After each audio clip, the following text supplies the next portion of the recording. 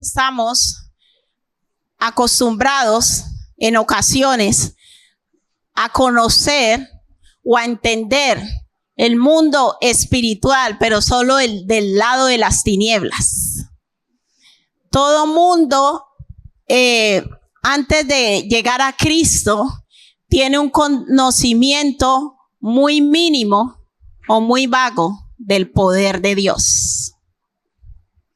Entonces, tenemos en ocasiones un trasfondo católico romano en donde yo voy a una iglesia para que Dios me conceda cosas, para hacerle ruegos, para hacerle peticiones y que Él me dé lo que yo quiero. Ese es el entendimiento que teníamos muchos acerca de Dios, pero cuando pensamos en el poder sobrenatural, creemos que Dios no tiene ese poder. Por eso muchos acuden al yoga, acuden al esoterismo, acuden al satanismo, que por cierto el satanismo es una religión que está creciendo de una manera abismal en el mundo entero, donde hacen casi exactamente lo que nosotros hacemos aquí. La diferencia es que en vez de adorar a Jesucristo, adoran a Satanás. Y las iglesias son grandes y muchos lo siguen y tienen también su Biblia, pero su Biblia satánica. ¿Cómo lo ve usted? Es una realidad y es una verdad. Y lo que Dios quiere en verdad es que nosotros tengamos un encuentro personal con Él. Por eso siempre les motivamos a que usted lea la Biblia, a que usted ore y busque de manera personal a Dios. Todo aquel que le busca, le encuentra, dice su palabra. Y no se trata de usted ir a un lugar y que en ese lugar le controlen su vida y le digan lo que usted tiene que hacer. Cuando usted desarrolle una relación personal con Cristo, Él mismo le va a guiar a usted a toda verdad. Dios es un Dios de verdad, es un Dios de luz. Y cuando nosotros empezamos a estudiar a su palabra y a conocerlo a Él, esa verdad, esa luz empieza a entrar en lo profundo de nuestro corazón, en lo profundo de nuestro ser. Dios envió a su Hijo Jesucristo para que nosotros podamos conocer la verdad. Por eso Él dijo, y conoceréis la verdad, y la verdad os hará libre. Y casi siempre los resultados que da nuestra vida es consecuencia de una vida de mentira que nosotros en ocasiones nos hemos creado. Por información, por conocimiento, por decisiones propias, pero no es una verdad, porque fuera de Cristo no hay verdad. A nosotros, los gobiernos, los estados, la sociedad nos puede decir algo y usted va siguiendo lo que le van diciendo, pero usted en el fondo no sabe si eso es verdad o no. Hay personas que dicen que no tienen fe y a mí me llama mucho la atención cuando uno le habla a alguien acerca de Jesucristo o dice, yo no creo en eso, yo no tengo fe. Eso es una mentira. Todos los seres humanos creemos en algo sobrenatural. Y todos los seres humanos tenemos fe y le voy a demostrar de qué manera. ¿Quién sabe verdaderamente lo que tiene una pastilla de paracetamol? ¿Quién ha hecho el estudio? Pero a usted le duele la cabeza y a usted le dicen tómese un paracetamol. ¿Y usted por qué lo toma? Porque usted cree. ¿Es así o no? Usted lo cree, un paracetamol, un ibuprofeno, cualquier medicamento. Usted va al médico y el médico le dice, usted necesita un antibiótico. Y usted usted ha ido y comprobado que ese producto en verdad le puede sanar, ¿a que no? Usted ha hecho investigación científica sobre ello, pero lo mismo pasa con la palabra de Dios. O la creo o no la creo. Hay gente que dice, no, pero es que eso es escrito por hombre, eso no es verdad, es que a mí me cuesta creer, pero ¿por qué no le cuesta creer que el paracetamol le sirve? ¿Por qué a usted no le cuesta creer que si se toma ese antibiótico 3 días le va a desaparecer? Si usted no tuviera fe, no se lo tomaría. Dios diseñó la fe y estructuró la fe, y los seres humanos nos movemos por fe, aunque digamos que no la tenemos. Usted consigue un empleo, le firman un contrato, pero a usted, ¿quién le garantiza que a final de mes le van a pagar? ¿A que tenemos fe todos? Sí, de Dios como nos evidencia en lo natural. Sí tenemos fe. El problema está en que yo decido creer. No es que no tenga fe. Lo que pasa es que si a mí me dicen que me ponga ahí la planta de sábila, ¿cuántos hacían los riegos en Semana Santa? Los saumerios. Y pasaba por encima y volvía a pasar. Y usted creía. ¿Es así o no? ¿Cuánto le ponen la cintica roja de protección? Si es un pedazo de trapo y usted cree que eso le protege. ¿Es así o no? Todos los seres humanos nos movemos bajo el principio de la fe. Usted conoce a alguien y usted termina casándose o entablando una relación porque usted ¿qué? Cree que le va a ir bien. ¿Quién se va a casar con alguien que cree que le va a ir mal? No tiene sentido. ¿Sí o no? Y aunque la familia le está diciendo, mira, ese chico no te conviene, le puede venir el que sea, pero usted cree que lo que esa persona le dice y le demuestra es verdad. Por eso usted le sigue. Y la pregunta es, ¿cómo está hoy nuestra fe respecto a Jesucristo? Jesucristo, cuando estuvo aquí en la tierra, constantemente hablaba: todo aquel que cree en mí. Todo aquel que cree en mí. Él no está diciendo todo aquel que cree simplemente. Porque yo puedo creer en muchas cosas. Las que creen en San Antonio bendito y le piden un novio bonito, ¿no? Y en cuántos santos hay. Y hay personas que en Semana Santa se pone la cruz, va, hace cosas. El problema está si creemos o no en Jesucristo y en sus palabras. Todos aquellos que hemos decidido de manera voluntaria creer en Él y en sus palabras, podemos dar fe que sus enseñanzas verdaderamente han transformado nuestra vida. ¿Por qué han transformado nuestras vidas? Porque las hemos creído. Y el que cree, obedece. Entonces, ¿cuál es el problema de nosotros? No es que yo soy desobediente y rebelde. No, tengo un problema de incredulidad en lo que Jesucristo dice. No un problema de incredulidad genérico. Porque ¿cuántos se han tomado un paracetamol en su vida?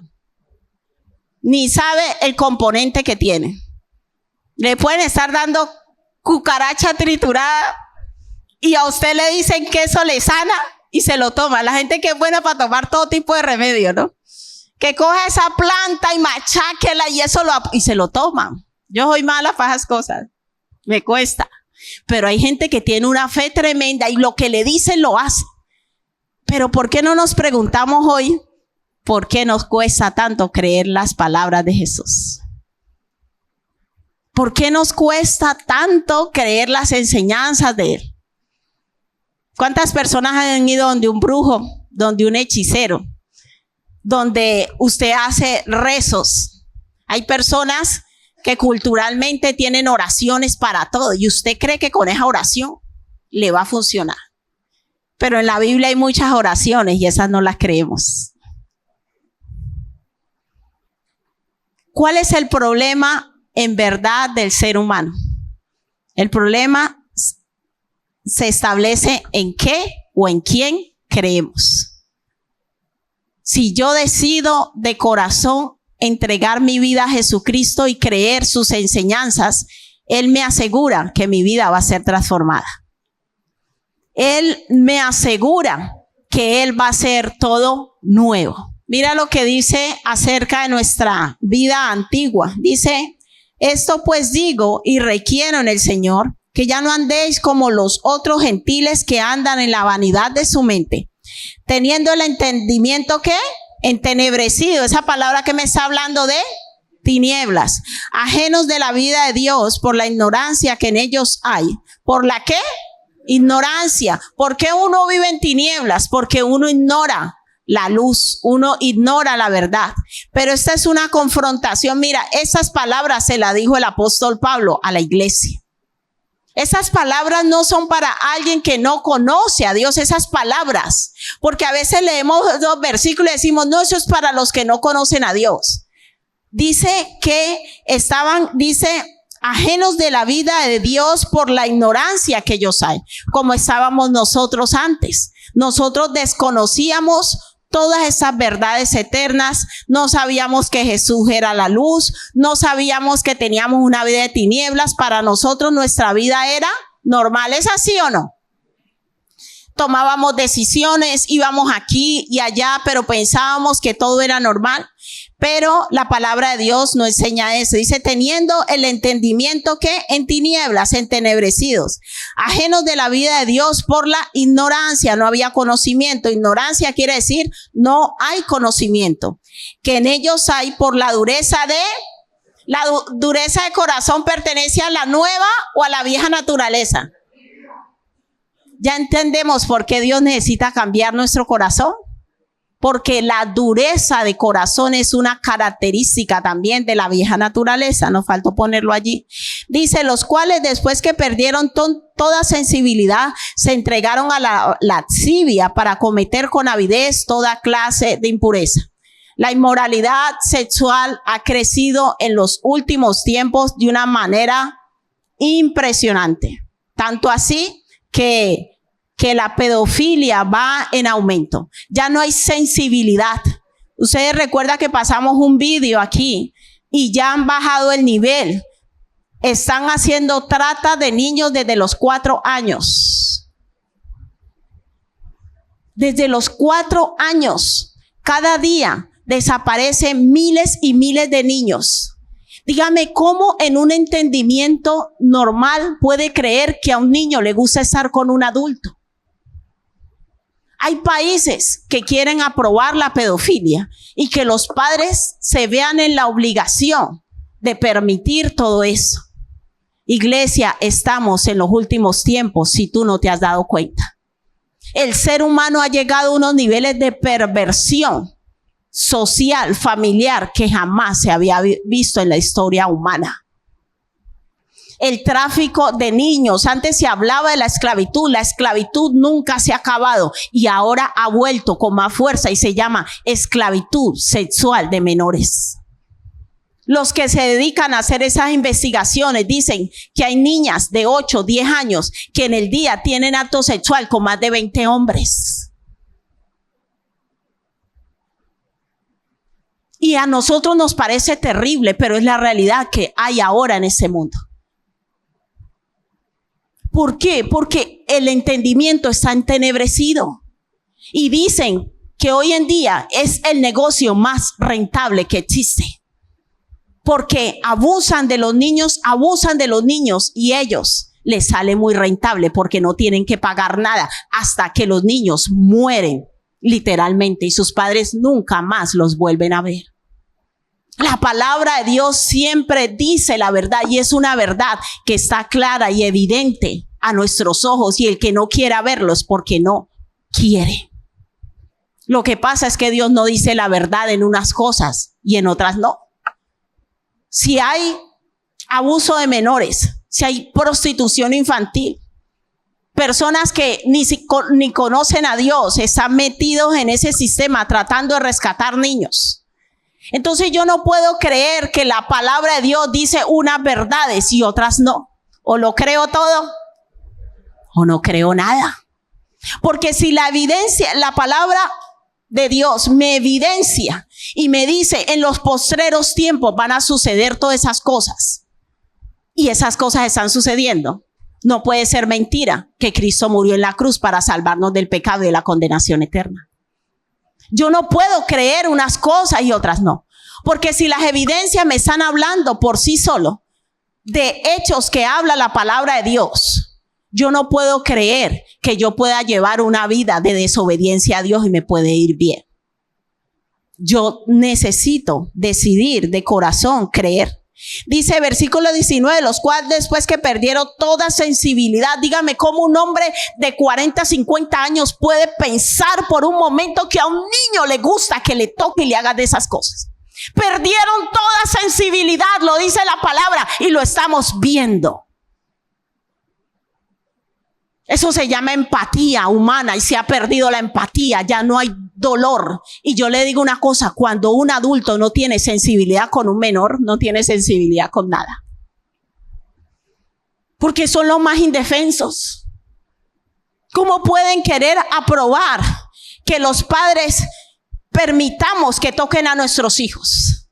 Por ley. El Estado ha entrado en unas esferas a nivel social que jamás se había visto en la historia. Están adoctrinando a través de las escuelas a los niños. Nos están quitando a nosotros como padres el derecho de educar a nuestros hijos. Y es un juego diabólico porque no se puede llamar de unas cosas. Para unas cosas si eres padre y debes cuidarlos, pero para otras cosas nosotros te decimos que tienen que ser. Ahora hay una confrontación fuerte en Estados Unidos, creo que es en California, no sé, porque sacaron una ley que los niños pueden hacerse transgénero sin necesidad de hablar con sus padres. ¿Cómo lo ve usted? Iglesia, es tiempo de despertar. Es tiempo de despertar. La palabra de Dios es verdad. La palabra de Dios es verdad y eso está aconteciendo ahora, pero se escribió hace más de 2000 años. Por eso nuestra fe no es una religión. Tenemos una fe histórica. Hay una evidencia histórica que todo lo que Dios ha hablado ha acontecido. El carácter de los hombres en los postreros tiempos, los seres humanos, amadores de sí mismos más que de Dios. La gente hoy en día se burla de Dios, dice que Dios no existe. A Dios no le coge de sorpresa. Los cuales después que perdieron toda sensibilidad se entregaron ¿a qué? A la lascivia. ¿Lo estamos viendo o no? ¿Qué es la lascivia? La lascivia se define como un deseo descontrolado sobre algo. Entonces cogen a los niños como si fueran un heladito. Ay, yo quiero, está haciendo un calor, quiero comerme un helado. ¿Usted ve eso normal? Se entregaron a la lascivia, o sea, todo lo que yo deseo, todo lo que viene a mi mente, todo lo que me parece, lo tengo que tener. Así está esta generación. Pero Dios quiere que nosotros marquemos la diferencia. Y es muy fácil decir, no, yo no haría eso con un niño, pero en otras áreas de tu vida que tú rechazas a Dios, podemos llegar a ser peor que otros. Por eso Dios, yo digo que Jesús es la mayor demostración del amor de Dios por nosotros. No puede haber una demostración más grande. No puede haber una demostración más grande porque Él dijo, yo soy la luz. Yo he venido a evidenciar la maldad del ser humano. Yo he venido a evidenciar que el ser humano sin Dios puede terminar siendo perverso. Nosotros apartados de Dios es muy fácil decir yo de esa agua no bebo. Por eso dice el que esté libre de pecado que tire la primera piedra. En todos nosotros hay maldad. El problema es cuando yo me creo bueno. Mira, una de las peores cosas que le sucede al ser humano es creerse bueno. Porque cuando yo me creo bueno, jamás voy a ver mi maldad. Entonces te dicen, tú tienes que cambiar eso. Y entonces tú compensas. Hay personas que tienen problemas de compensación en su mente. Entonces tú compensas. Mira, eso está mal. Y tú dices, no, pero yo ayudo a los pobres. Compensas su maldad. Y en el reino de Dios, la compensación no existe. Existe la recompensa, que es diferente. Los seres humanos lo que hacemos es un bloqueo para no enfrentar nuestra realidad y las áreas que tenemos mal, de resentimiento, de odio, de malas acciones, y decimos, yo al menos hago eso, yo ayudo a los pobres. Pero eso no compensa la altivez, el orgullo y la prepotencia que podemos llegar a tener. Para Dios los pecados no se compensan. Para Dios el pecado es pecado. Y por eso Pablo le escribe a la iglesia de Éfeso, una iglesia madura, y le dice, ya no hagan lo mismo que hacían antes.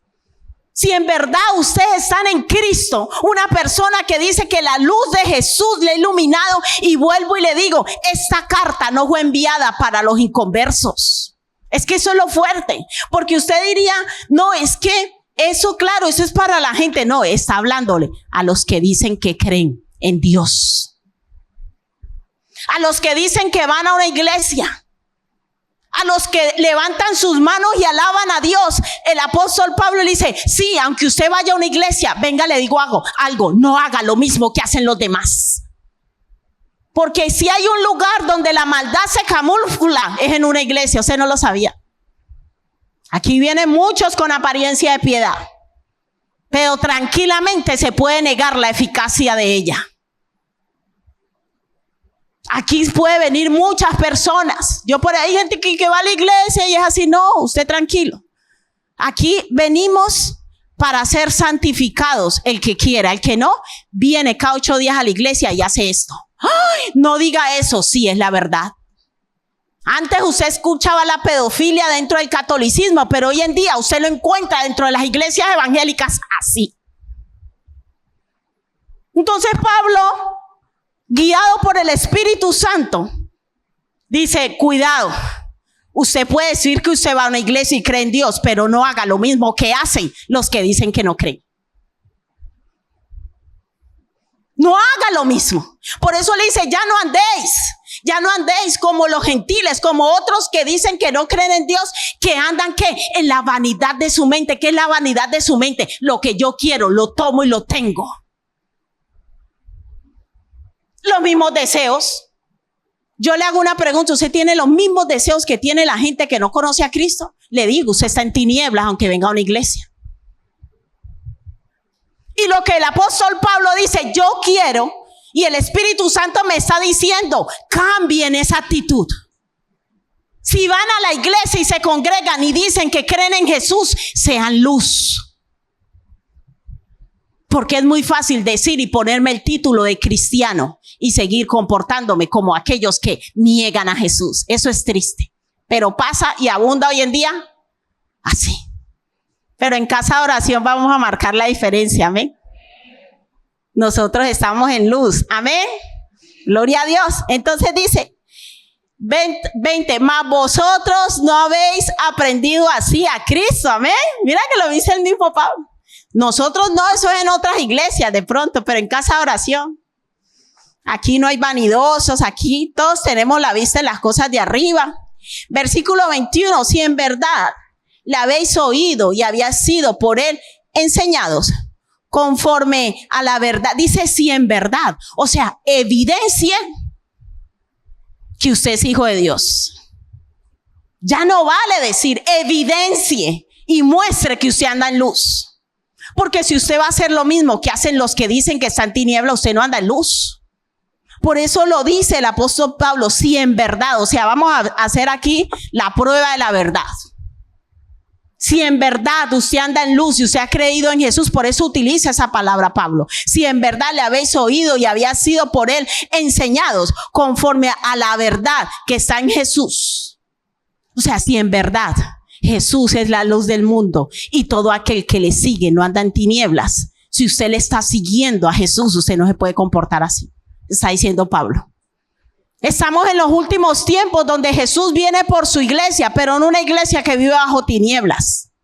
No una iglesia que confiesa el nombre de Jesús y viene a alabar, pero lleva una vida de desorden, igual que los del mundo. Una iglesia que vive sujeta con la vista en las cosas terrenales. Una iglesia que hace sus planes propios y temporales. Una iglesia que no quiere andar por la puerta estrecha y no por la puerta ancha. Yo voy, alabo a Dios cada 8 días, pero yo hago con mi vida lo que quiero. Estás en tinieblas. Estás en tinieblas, aunque confieses el nombre de Jesús. En esa unión somos, dice, Jesus is my Lord. Jesus is my Lord. Eso es normal. Jesús es mi Señor.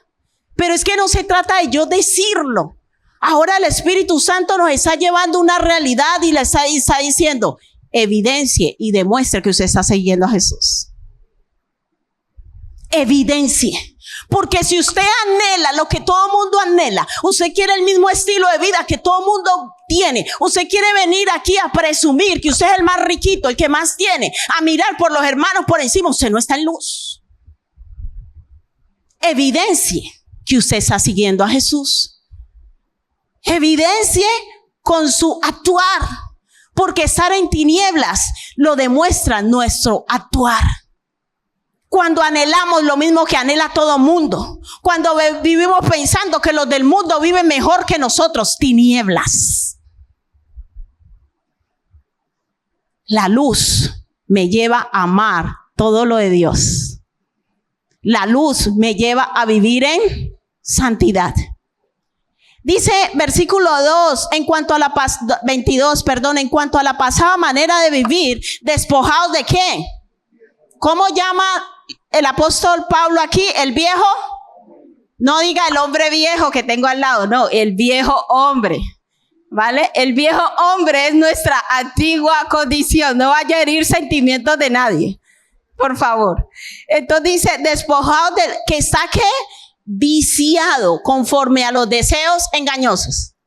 Hoy le hago una pregunta, ¿usted cree que nuestra vieja naturaleza puede salir algo bueno de ahí? Según la palabra de Dios, no. Entonces, ¿usted por qué se cree bueno? ¿Por qué nos engañamos a nosotros mismos? No es que yo soy muy buena persona, no, pero si usted vive operando en su vieja naturaleza, la palabra de Dios dice, hay tinieblas en ti. No quiere decir necesariamente que en todas las áreas hayan tinieblas, pero hay tinieblas. Amén. Entonces, la nueva naturaleza, ¿qué es? La luz.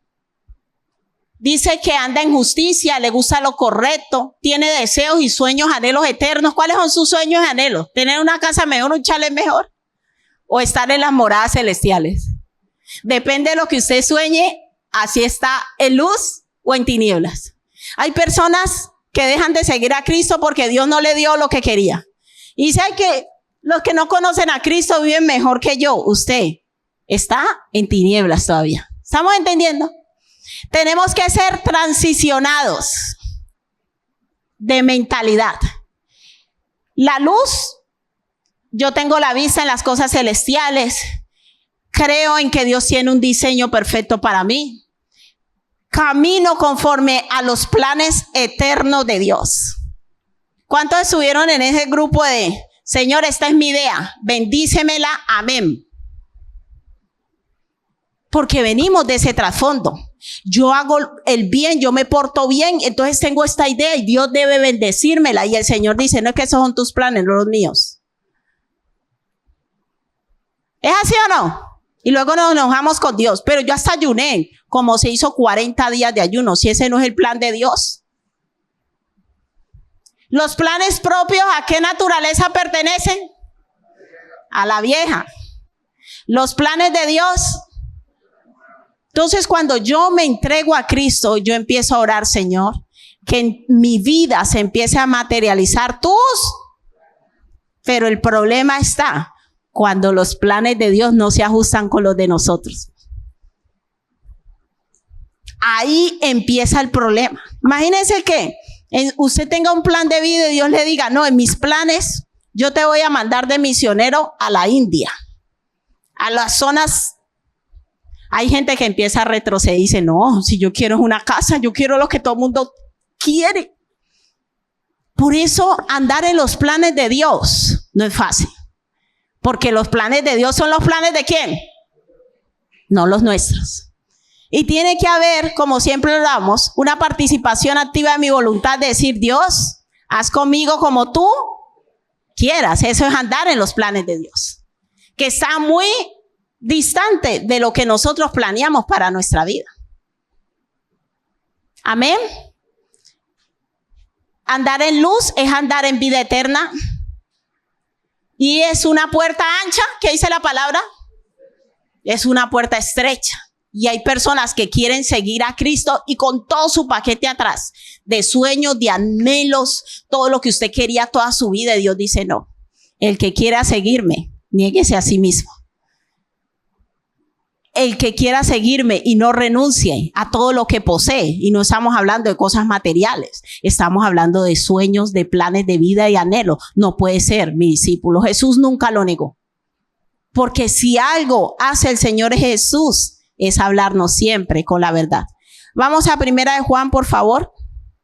No vamos a alcanzar a estudiar todos los textos, pero los que quieran yo se los envío porque son muchos y se nos fue el tiempo.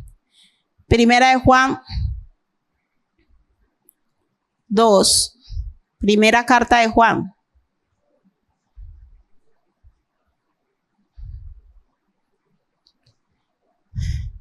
Dice, no améis al mundo, ni las cosas que están en el mundo. Si aún alguno ama al mundo, el amor del Padre no está en él.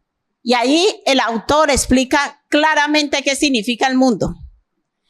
Porque todo lo que hay en el mundo, los deseos de la carne, los deseos de los ojos y la vanagloria de la vida no provienen del Padre, sino del mundo. Y el mundo pasa y sus deseos, pero el que hace la voluntad de Dios, ¿qué pasa? Y eso me habla de eternidad. ¿Sabe quién es el que habita en la eternidad? Aquel que decide hacer la voluntad de Dios. Vamos a Efesios 4. Volvamos por favor a Efesios 4, del 23 al 32, que nos habla de la nueva naturaleza.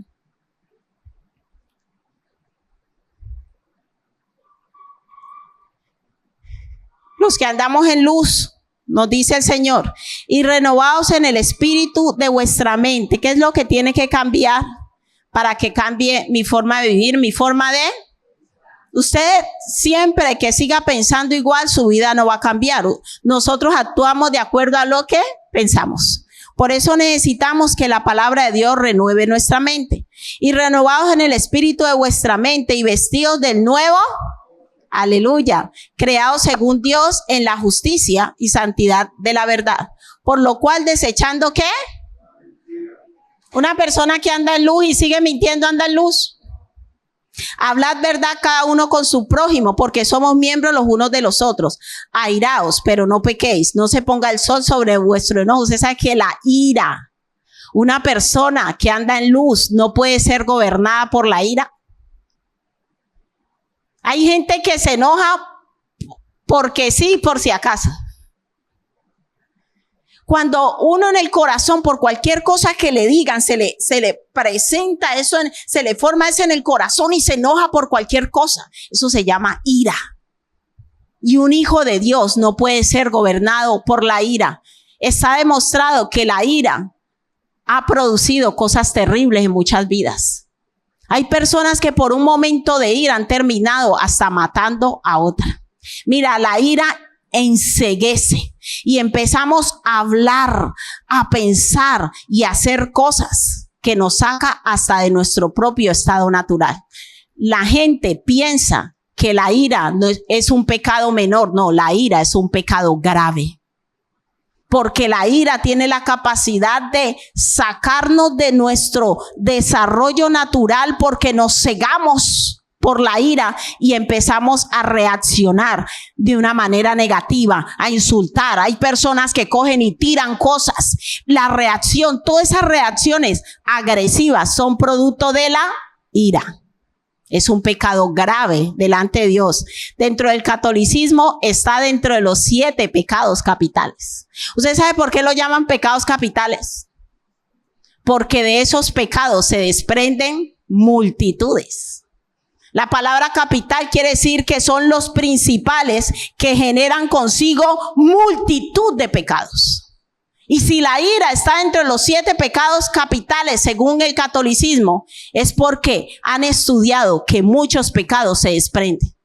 Hay personas que les gusta hablar, ay no, ese tiene problema de inmoralidad, pero el problema de ira, a mí me tocó orar y ayunar mucho tiempo, porque a mí me daba una ira.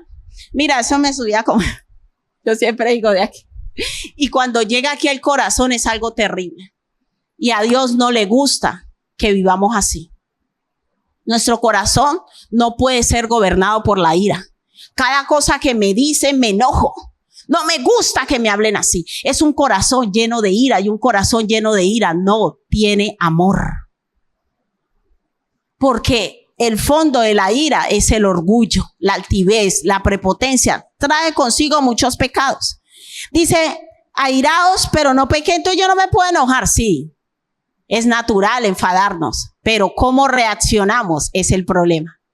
El pecado no está en enfadarme, es cómo reacciono cuando tengo ira. Airaos, pero no pequéis, no se ponga el sol sobre vuestro enojo, ni deis lugar al diablo. El que hurtaba no hurte más, sino trabaje haciendo con sus manos lo que es bueno, para que tenga que compartir con el que padece necesidad. Los que tienen problemas de pereza, que no les gusta trabajar, toca trabajar, dice el Señor. Versículo 29, ninguna palabra corrompida salga de vuestra boca, sino la que sea de buena para la necesaria edificación, a fin de dar gracia a los oyentes. Esas personas que no saben hablar sin decir un taco. El Señor dice, no, usted aprenda a hablar cosas que edifiquen. Las malas palabras y las groserías no son propias de un hijo de Dios. La gente cuando se enoja que empieza eso es de lujo, tinieblas.